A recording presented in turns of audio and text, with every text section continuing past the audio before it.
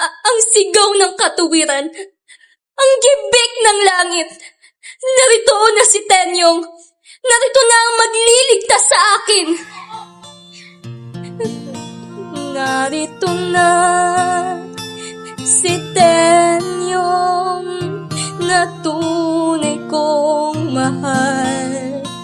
Bat-bat ng sugat ang buong katawan. Miguel, umalis ka na. Bakit ba, Julia? Bakit? Julia, napano ka? Ako'y lubayan ninyo, huwag sanang patayin. Maawa ka, mataas na langit, mamamatay na lamang. Sinasabi ko na, ayaw paniwalaan, kayo ang bahala, mga sinungaling.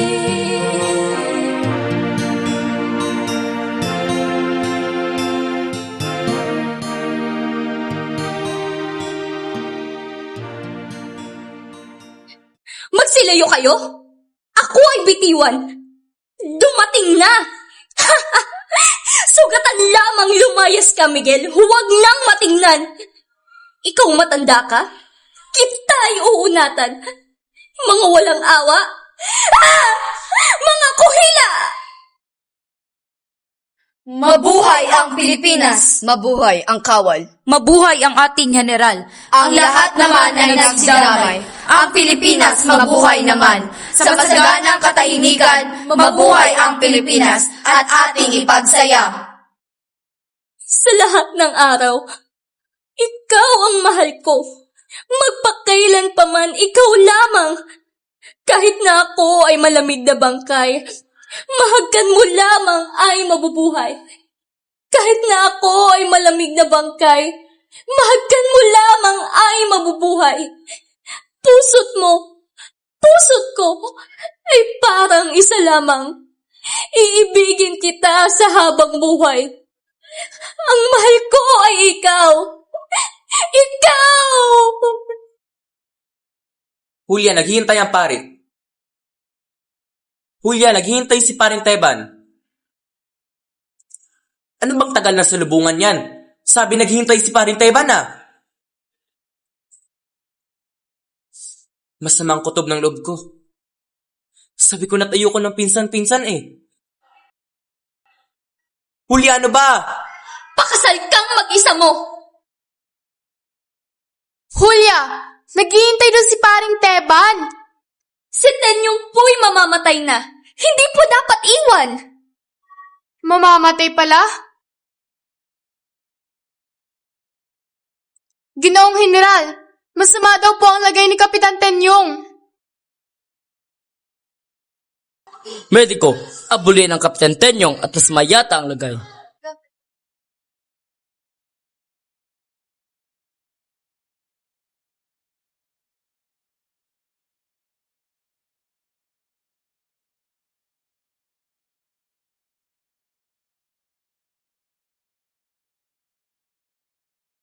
Aking general, magpatawag ka na po ng pari at nang makumpisalan ang mamamatay. Mamamatay pala? Ginoo, mangyaring tawagin ang kura ng pisal na ang Kapitan Tenyong. Huwag ka pong magagalit. Hindi po. Akin pong tatawagin. Paalam na, mahal ko. Hirap. Malapit nang pumanaw. Tenyong, ako'y huwag iiwanan.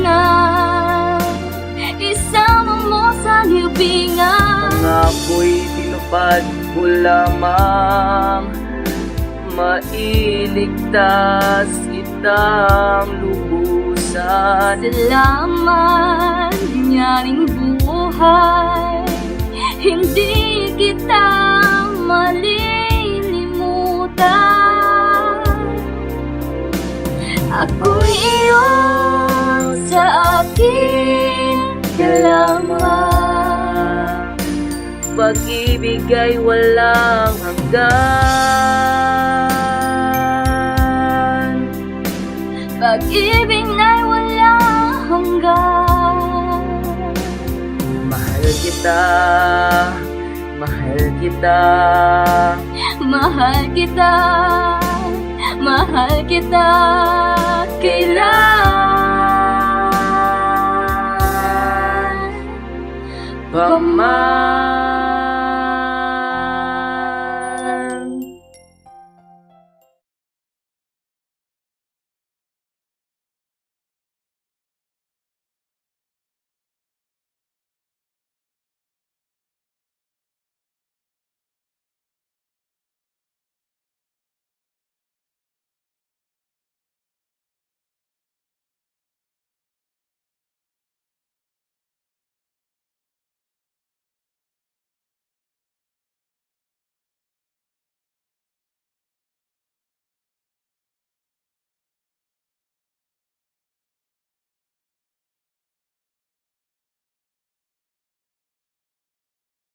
Ako'y may ipahahayag sa inyo na isang malaking bagay.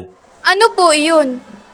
Inyong pakinggan, ang Kapitan Tenyong na sa oras na ito'y lilipat sa bayang tahimik ay may huling kahilingan.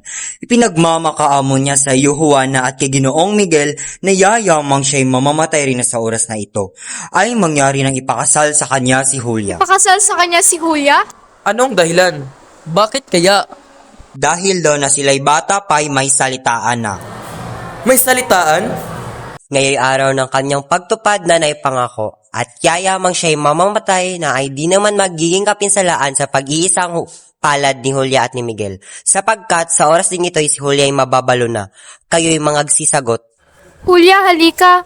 May salitaan nga ba kayo ni Tenyong? Inang, ang taong pong nasa mahalagang oras ng kamatayan at malapit nang lumulong sa hukuman ng Diyos ay hindi magsasabi ng kabulaanan. Totoo nga pala. Lilong anak, sukab na pamangkin. Inang! Hindi kita anak! Inang minamahal, hingi ko'y patawad ang ipagkaloob sa pamangkit anak. Si Tenyong pong ngayon sa Diyos haharap, mahal mong bendisyon sa kanya'y igawad. Sa akin pong dibdib ay hindi umusbong ang gawang maglilo sa inang nagampon at di pagsusukap sa pinsan kong Tenyong ang ako'y ibigin sa habang panahon. Hindi ko namalayan. Dahil pagkabatay kusa ng tumubo sa dalawang mosmos, walang sanang puso ang pag-iibig at dalisay na suyo na di nasaklawan ng kaysatang hibo. Banal na pag-ibig. Ang pagsinta niyang sa puso'y nakintal, nagmula sa udyok ng mahinhing asal. May tunay na tipan ng mag-iisang palad, kailat mahango sa kalipunan. Paano si Miguel? Pinilit mo akong kay Miguel sumagot. Ako ay umayon, huwag ka lang mapuot. Ang abang puso ko'y aking nilamukot, nang hindi maturang sa ina'y tumutol. Masunuring anak. Malalaman mo ang lamukot. Tila po di dapat iliko ang hilig, pagkat di bubuti ang pusong pinilit. Ang pag-asawa'y hulog daw ng langit, ang pag-ibig na may namukal sa dibdib. Ako pala'y namimilit. Tindig na at lapitan si Tenyong. Miguel, ikaw ang sumagot. Tatang, ano pong pasya mo? Anak ko ang taong mamamatay ay di mapagkakaitan. Oo nga, anak ko. Kung gayon po'y balo ang mapapangasawa ko, Anong kailangan? Baw lang sa turing? pumapayag na po ako. Ginoong General, kakasalin na po si Kapitan Tenyong kay Julia. Hinihiling po ng mamatay.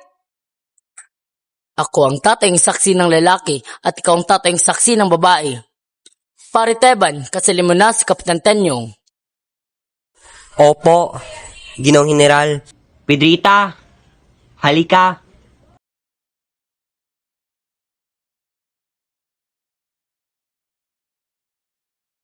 Tanungin mo ang General kung sino ang magbabayad ng diretsos.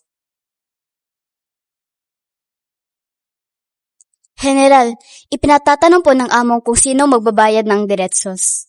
Diretsos, mga alipin ng fraile, di kayo makaganap ng anumang tungkulin kundi diretsos. Minana ninyo ang mga sukabang fraile, ikasalmot akong magbabayad. Kunda nga nitong among ko'y napakatakaw. Kung magmisay, inubos ang alak, hindi na ako tinitirhan. Namura ka po tuloy ng general, kundangan po'y tinanong mo pa eh. Paanong di ko tatanungin kung sino ang magbabayad ng diretsos? Sa mamamatay itong kakasalin ko, talagang napakalapastangan ng mga tao ngayon, hindi marunong gumalang sa mga pari. Diyan sa pagkamura niya sa akin ay excomulgado na siya.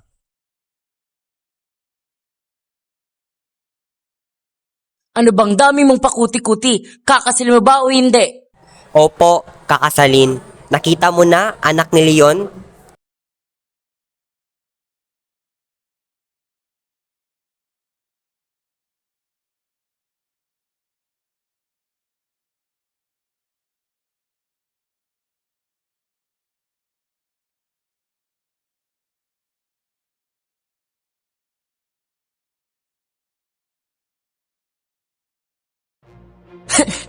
Sa wakas!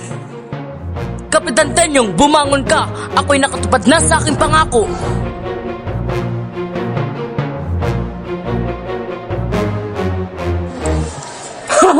Walang sugat! Walang sugat!